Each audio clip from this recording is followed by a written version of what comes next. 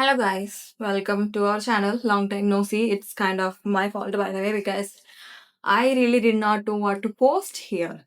So today I thought I'll talk about my content creation journey in honor of me receiving my silver play button for my main channel. Follow me there by the way if you like beauty and makeup. So I have roughly written like 16 points the other day when I was literally sleeping. I'm shooting this for the second time by the way. Yesterday I did shoot it. I loved it, but I was using a mic and it turned off midway. So no mic today. Again, going with the flow. I really hope I don't miss any more points. So yeah, if you guys don't know me, I'm Sana. I have a YouTube channel, two now, and I also am active on Instagram. My main thing is beauty and skincare, like lifestyle basically. And also, this is my third year anniversary, like March 17th, 2023. It's when I started my main channel. Okay, so the first point and my most asked question about this content creation in general is how do you get free stuff? How do I apply to get PR from brands? So, I'm going to be completely honest here. I have never reached out to a brand or an agency myself because basically I'm an introvert. I cannot and I could never speak to anyone. Okay? That's not in my blood. And also, I am a firm believer of if something is meant for you, it is going to reach you, even if you don't try a thing. Okay? And somehow it worked. So you can ask me all you want, how to get free stuff, blah blah, etc. I have no idea. But there are other things that other content creators do. Like you can email the brand, you can DM them yourself, or you can just do your own thing, do keep posting, and one day definitely that brand or that agency will notice you. Okay, so just in the beginning, it's not about the free stuff. If you ask me, it's all about being consistent, like getting more creative and building an audience. Just invest your time in being a good content creator first, and then everything else will just follow. Then, second part, consistency, hard work, everything is like really, really important. But if you do not have luck, you cannot survive in this place. Like, I'm being completely honest here. I'm not saying this to diminish your work because I do acknowledge hard work, I do acknowledge consistency.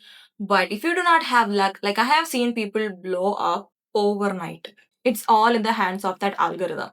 Say it YouTube or even Instagram. You know, you could be posting for like 6 7 years and you could still be waiting for that one day for your one video to blow up, and it might never come. That is true. If you do not have luck on your side, it's really hard, you guys. The third point is like related to this one. I monetized my content on YouTube in 2 months basically. So I posted my first ever shorts, YouTube shorts in March, and I got monetized in April and I got paid in May. So YouTube only pays you 30 days after. So I got paid for the month of April in May. So basically it's just 1.5 months. Okay, it all happened very, very quickly. I really wasn't expecting it.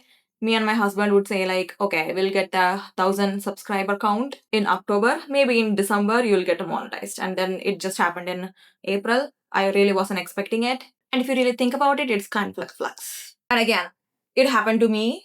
It does happen to a lot of people, but I cannot guarantee it happens to everyone. That's just how it is. The fourth thing is I hate negotiating with brands or agencies.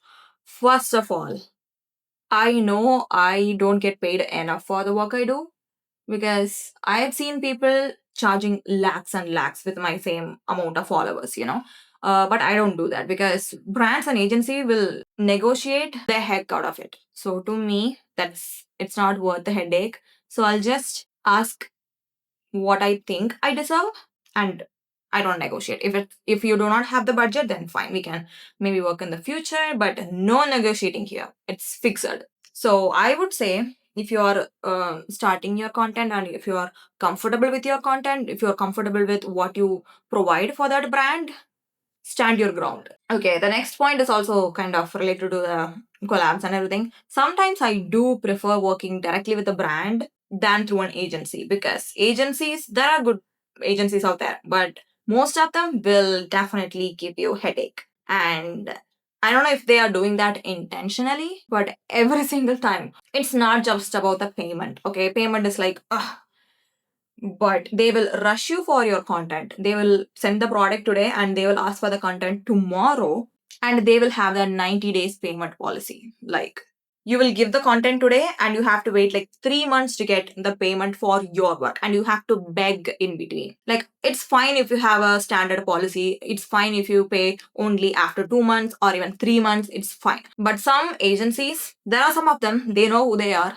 They will even extend that timeline. Like, they will go beyond 90 days. That's when it gets to me. I have callen out such agencies on my Instagram stories. Only then they will pay. So it's basically like begging for my own money. So it's a bit of a headache. And again, almost every time it goes smoothly with the brand. They will understand when they say, "Oh, I have to try this product to make the content," and they will be like, "Yeah, you can take your time." Agencies will not do that. They won't even ask the brand about that. And brands will pay you in 15 days, sometimes even 5-10 days.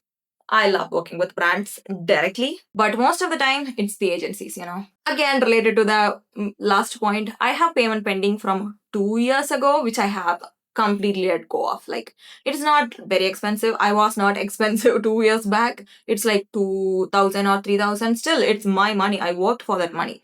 And I got fed up asking my POC, the person of contact, about the payment, and like, that 3,000, 2,000, it is not worth my peace. So you can have that money and leave me alone. I am never working with you ever again. The next point, I'm still crazy about lipsticks. I started this content creation because I really did not have anything going on for me personally, work related. And I saw some gap in lip shades. Most of the time, when you enter a store, a beauty store, they will immediately put you on to reds, pinks, like neon pinks. And I knew very deep in my heart that good shades, nude shades, exist even for deeper skin tones. So that's when I started, going through Nika, Amazon, and I did find amazing lip shades, and I still do if you follow me on my main account. And I have like a lot of lipsticks. It's kind of like overconsumption, but I'm crazy about lipsticks, you guys, and makeup in general. Okay, the next thing, it's like kind of like it doesn't make sense to me. It could, if you can argue with me in the comments, I don't care. I do not understand how people turn their audience into students. Like, you've seen people like blow up overnight, and the next day they'll be like, I'm starting a course, you can pay me this much and I'll teach you how to blow up on Instagram as well. Guys, I'm pretty sure even they cannot blow up the second time, because it's all very subjective and it's never the same. I have done some stuff and it worked. And this is my another channel, right? I'm not sure even if I do the same thing, it's going to blow up. It's again about algorithm, it's about luck. So no one can teach you how to crack the algorithm. Okay, it's changing every month. So it's kind of like pointless. They are making fool of their audience. That's just my opinion. You can be a coach. You can just coach them. You can be like, your feed is not aesthetic enough. Your niche is not very specific. Your audience is like leaking. They can all that. You can coach people, but you cannot set a course on how to crack the algorithm. Okay, that's just stupid in my opinion. I love Instagram. I always have and I always will. I love YouTube, but the most time I spend on is on Instagram. I love doom scrolling, you guys. Most of them are cat videos, makeup videos, beautiful girls. I'm not complaining. It's not good, but I say it's for the content. It's educational for me, okay? I'm like, most of the time I'm searching for if there is any trending audio or even any certain trends I might know about. So it's technically working, but also I'm doom scrolling. So I love Instagram. Initially, when I started YouTube, I did not care about Instagram because I thought I could never I could never monetize it. So I kind of thought it was like a waste of time, because Instagram pays their creators in the Western countries, not here. So you do not get paid for the views like you get on YouTube. So I really thought it was a waste of time, but I was proved wrong. Okay.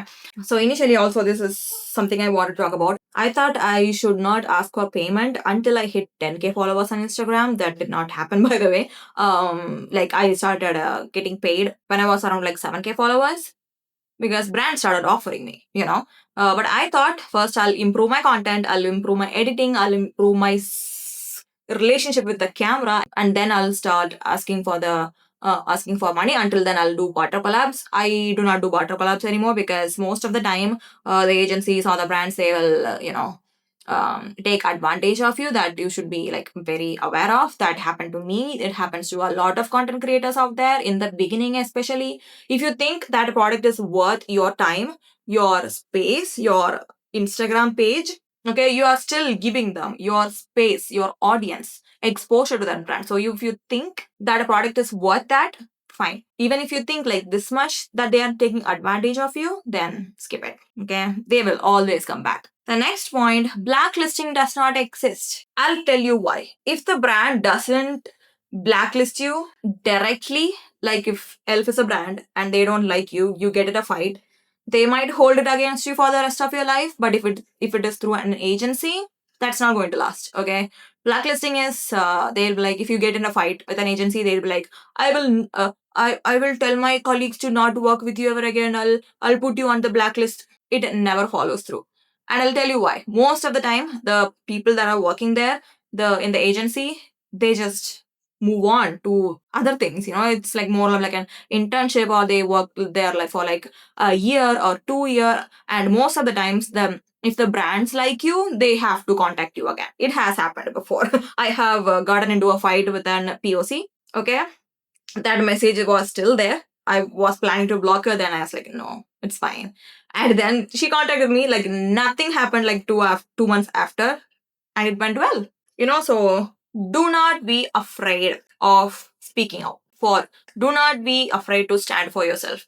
And I have seen a lot of people saying good things about brand only because they want to stay in the good side of the brand. And I think that's a little bit concerning for our industry. Yeah, I wish more brands are inclusive. We have a long way to go, and I have deep respect for our OG creators. Without them, we would have stuck in 2016. I'm talking especially about Jovita Judge. If you guys know, she's an OG. She's been doing content for so long, since the existence of YouTube, I would say. And because of her, because of creators like her, we have deeper skin tones now. We have enough options to choose our skin shades, because in 2016, 2015, there were like 3 shades, all 3 are this color. And you have to work with it. I have done that. Because we don't have any option. So I have like deep respect for them, but we are still a long way to go. And if you are a content creator, I would highly suggest you do the same, because we are the voice of the people in those matters.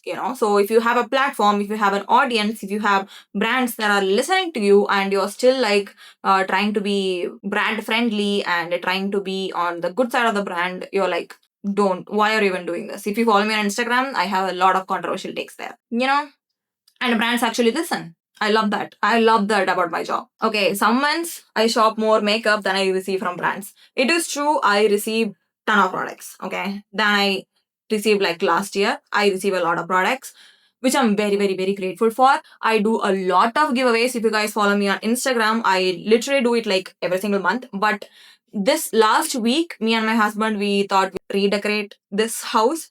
So we were cleaning that room, my spare room where I keep all the products and the boxes. Okay, so we had to throw away piles and piles of makeup because they were expired or very close to expiry. So it actually broke my heart. I did not know I had that much product, because I do give away a lot of products to my followers, publicly, non-publicly, to my friends, my family, my mommy, me. We use a lot of product. I give away a lot of product, but still I had a lot left. And sometimes brands will send you new products with the new launch, and sometimes they will send you like a 1 year manufactured 1 year ago or 1.5 year ago. So if I do not read the label at that time, it is like expiring in 2 months, expiring in 3 months. So I had to throw away a lot of product. It broke me. So there is a giveaway going on my Instagram. It's still active, by the way. I'm sending out 25K worth of product to one person. Okay, so because I really do not want to hoard anymore. It is overconsumption, but also I love giving it to people. Okay, so yeah, it's like a lesson for me. I will not be keeping that much product. Okay, so next thing is about my personality. I'm always been that who gives a fuck girl, but since the last 3 years, it has 10x'd. And I have written all this. Of course, I get defensive on a hate comment, but I also forget it the next minute. I love my brain because I still remember the day I got my first ever hate comment on YouTube, and that's all. That's all I remember. I don't remember that person's name. I don't remember what they said or where they said. Nothing. I don't remember anything about that specific incident, you know. I forgot all of that the next day. So it's like that is how much I care about hate comments or my haters. Okay, so that's how also I survive. My followers are like angels. They are like sent from heaven. Okay, but some of them they are like haters disguised as my followers. They're like waiting for some moment to for me to fall down so they can laugh at myself. But yeah, I literally do not give up. I've always been that way, but it has just skyrocketed since I started my channel. The next point, the most important thing I would say, manifestation fucking works, you guys. Like the one incident that comes to my mind like readily is I wanted that Laneige lip mask, lip sleeping mask for the longest time. It was on my wish list for so long. It's like I'm saying like 2 years back. But I never thought I could get it. I never bought myself to actually buy it, because it was very expensive. Like the bigger tub is like 1,200. It was like very expensive for me at that time. And guess what happens? A Korean brand sent that to me randomly. And that has happened like quite a lot. Okay. For example, when we were in lockdown in 2020, 2019, I used to watch Arnakshi Patgiri on YouTube, and she used to swatch all these Rome and lip tints, and I wanted that so much. I wanted to be her. I wanted to be in that moment swatching Rome and lip shades, and I did. In like, it took me like 5 years, but it still happened. So I would say dream big, do not restrict yourself, manifest the shit out of everything. There is this one saying in Bible. I'm a Christian, by the way. If you believe enough for a mountain to move, it will move. Just believe, it will happen. It will happen. So I'm very big on manifestation. I love my life, and I'm so grateful for my people. So these are the things I have written. If you guys have any more doubts about being a content creator or anything else, comment down. I'll make another video maybe. Thank you so much for watching. I'll see you guys next week, hopefully. Bye.